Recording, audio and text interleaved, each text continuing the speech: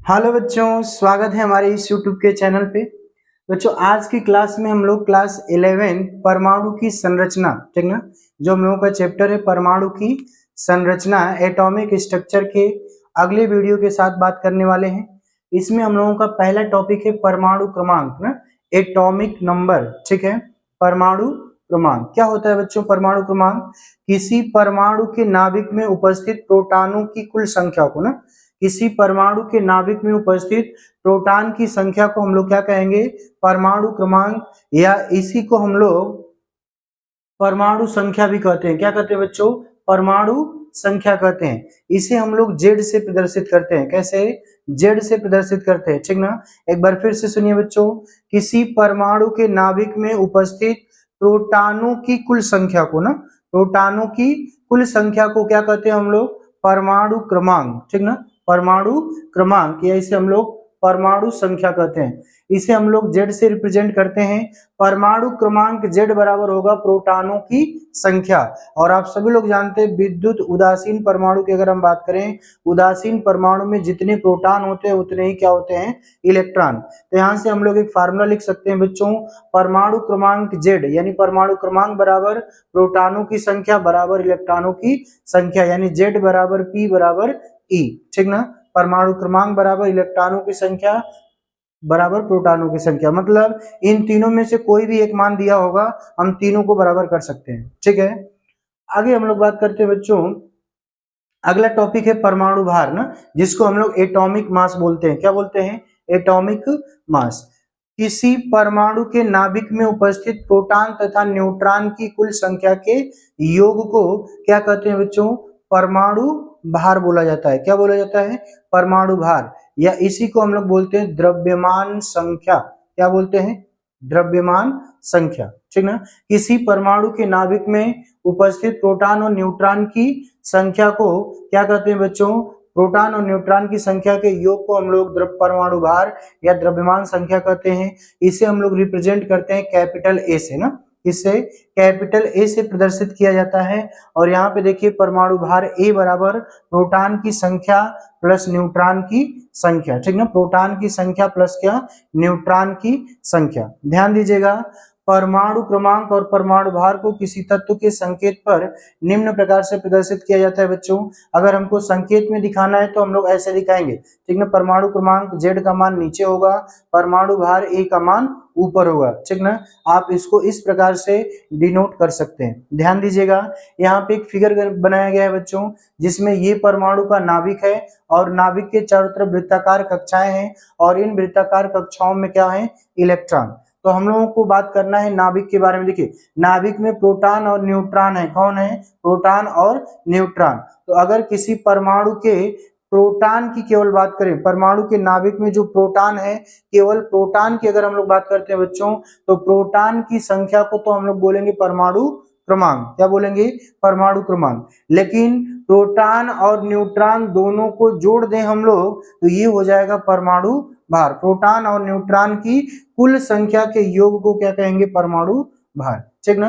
तो किसी भी परमाणु के नाभिक में उपस्थित प्रोटॉन की संख्या को बोलेंगे परमाणु क्रमांक, और प्रोटॉन और न्यूट्रॉन की संख्या को क्या बोलेंगे? परमाणु भार, ठीक ना। आगे बात करते हैं बच्चों, अगला टॉपिक है आइसोटोप्स, ठीक ना। आइसोटोप्स का मतलब समस्थानिक, ठीक ना। ध्यान से देखते हैं, किसी एक ही तत्व के ऐसे परमाणु जिनके परमाणु क्रमांक समान होते हैं परंतु परमाणु भार अलग अलग होते हैं। परमाणु क्रमांक समान होते हैं परंतु परमाणु भार अलग अलग होते हैं, तो उन्हें हम लोग क्या कहते हैं बच्चों? समस्थानिक कहते हैं, ठीक ना। किसी एक ही तत्व के परमाणु की अगर हम बात करें, तो एक ही तत्व के परमाणु में यदि परमाणु क्रमांक क्या है? अलग, परमाणु क्रमांक एक समान है और परमाणु भार क्या है? अलग अलग है, तो ऐसे तत्व को हम लोग नाम देते हैं क्या? परमाणु। ऐसे तत्वों को नाम दिया जाता है समस्थानिक, ठीक है। क्या नाम देते हैं बच्चों? समस्थानिक, ठीक है। समस्थानिकों की अगर हम बात करें तो समस्थानिकों में इलेक्ट्रॉन की संख्या प्रोटॉन की संख्या के क्या होती है? बराबर। किसी भी समस्थानिक की अगर आप बात कर लीजिए, उसमें इलेक्ट्रॉन की संख्या प्रोटॉन की संख्या के क्या होगी? बराबर होगी, ठीक ना। आगे हम लोग बात करते हैं बच्चों, समस्थानिक की जो खोज हुई थी, ये सोडी नामक वैज्ञानिक ने किया था ना। समस्थानिक के खोज को समस्थानिक की खोज किसने किया था? सोडी नामक वैज्ञानिक ने। और थॉमसन नामक वैज्ञानिक ने सबसे पहले समस्थानिकों को अलग अलग विभाजित किया था, है ना। समस्थानिकों का अलग अलग वर्गीकरण किया था।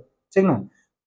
आगे देखते हैं अगला पॉइंट क्या है, केवल हाइड्रोजन के समस्थानिकों को विशेष नाम दिया गया। यदि हम लोग हाइड्रोजन के समस्थानिकों की बात करें बच्चों, तो हाइड्रोजन के 3 समस्थानिक होते हैं, इन तीनों का अलग अलग विशेष नाम दिया गया। ध्यान दीजिएगा, यदि हम लोग पहले समस्थानिक की बात करें 1H1, तो इसको हम लोग बोलते हैं प्रोटियम, 1H2 इसको बोलते हैं ड्यूटेरियम, और 1H3 इसको बोलते हैं टाइट्रियम। प्रोटियम, ड्यूटेरियम और टाइट्रियम, ठीक ना। तो हाइड्रोजन के 3 समस्थानिक है।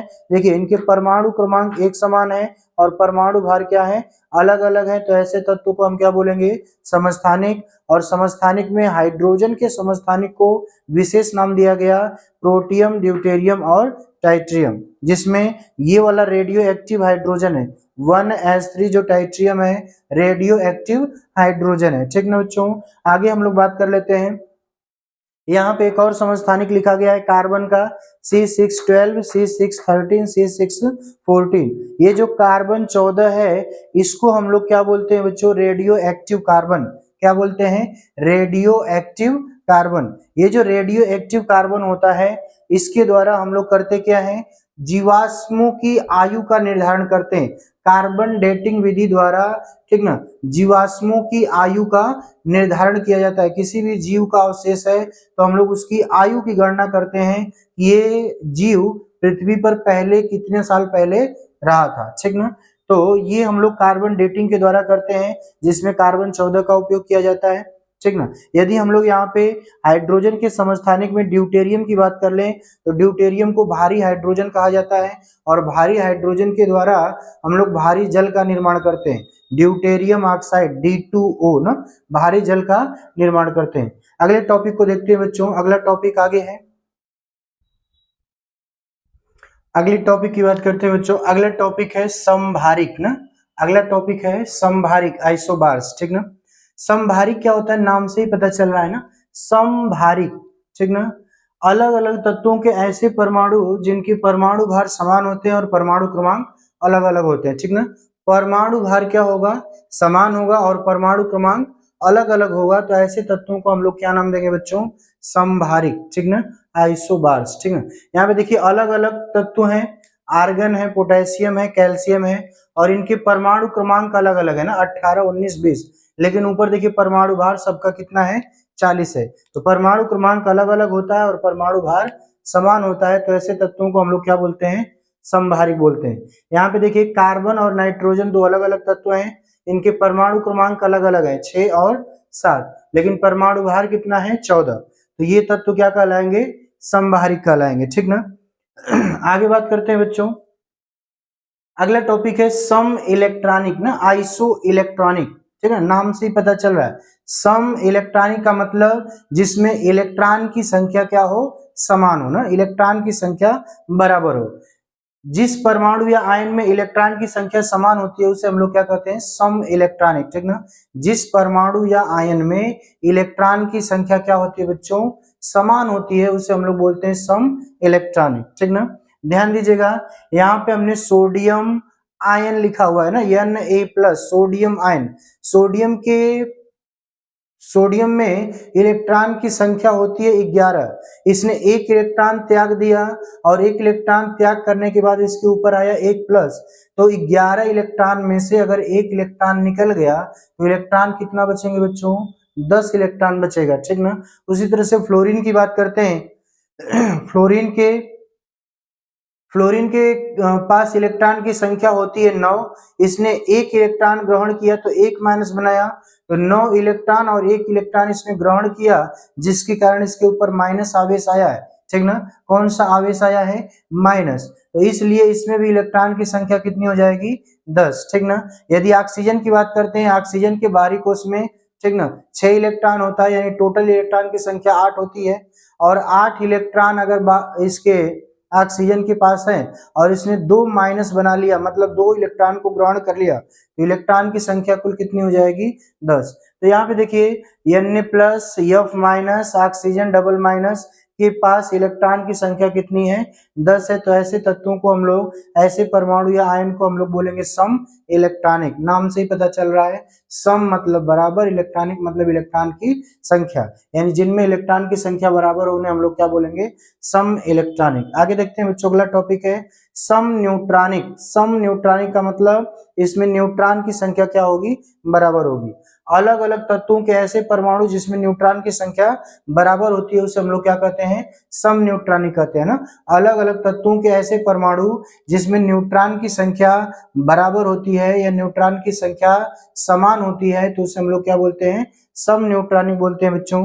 जैसे देखिए हाइड्रोजन और हीलियम की अगर हम बात करें तो इसमें न्यूट्रॉन की संख्या बराबर होगी, दोनों में कितना होगी, दो दो न्यूट्रॉन होंगे, ठीक ना। यदि फास्फोरस सल्फर की बात करें तो दोनों में न्यूट्रॉन की संख्या 16 होगी। कार्बन और नाइट्रोजन की बात करें तो कार्बन 13, नाइट्रोजन 14 की अगर हम बात करें तो इसमें भी नाइट्रोजन की संख्या कितनी होगी, नाइट्रोजन की संख्या 7 होगी। तो यहाँ पे नाइट्रोजन की संख्या जहाँ पे बराबर होती है, जहाँ पे समान होती है, ऐसे तत्वों को हम लोग नाम देते हैं सम न्यूट्रॉनिक, ठीक ना। आगे हम लोग बात करते हैं बच्चों, एक टॉपिक लिखा हुआ है आइसोडाइफीचर्स, ठीक ना। आइसोडाइफीचर्स में क्या है, ऐसे तत्व जिनमें न्यूट्रॉन से प्रोटॉन का अंतर, ठीक ना, न्यूट्रॉन से प्रोटॉन का अंतर, कहने का मतलब न्यूट्रॉन में से प्रोटॉन को यदि आप घटाते हैं और घटाने के बाद जो अंतर आ रहा है वो अंतर क्या होता है बच्चों, समान होता है, तो उन्हें हम लोग बोलते हैं क्या, आइसोडाइफीचर्स, ठीक ना।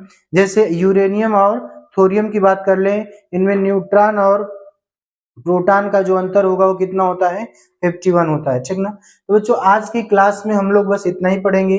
आगे आने वाले वीडियो में हम लोग ऐसे ही अगले टॉपिक के बारे में बात करेंगे, ठीक ना। तब तक के लिए बच्चों धन्यवाद।